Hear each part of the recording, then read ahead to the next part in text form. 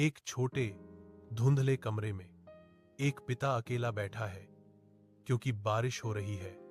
टिक टिक करती घड़ी शांत भारी पलों के गुजरने का संकेत देती है। आंखों में आंसू भर आते हैं जब वह अपने बेटे के परीक्षा परिणाम को पकड़ता है। नरम पीली रोशनी लंबी दुखद छाया डालती है। फ्लैशबैक। पिता अपनी अंतिम बचत की गिनती करता है।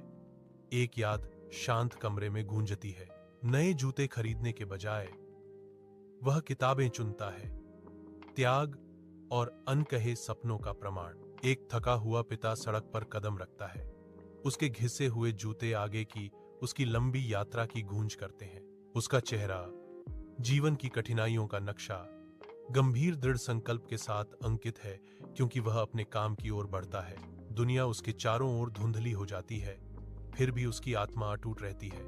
धुंध में एक प्रकाश स्तंभ।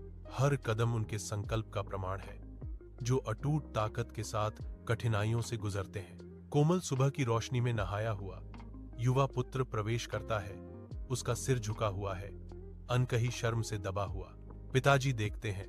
उनकी आंखें एक गहरी समझदार प्रेम से भरी हैं, जो बेटे की वर्तमान निराशा से परे है।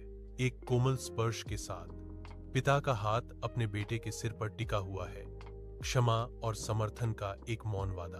बेटा ऊपर देखता है, अपने पिता की आश्वासन भरी निगाहों से मिलता है। आंसुओं से भरी आंखों में उम्मीद की एक झलक चमकती है।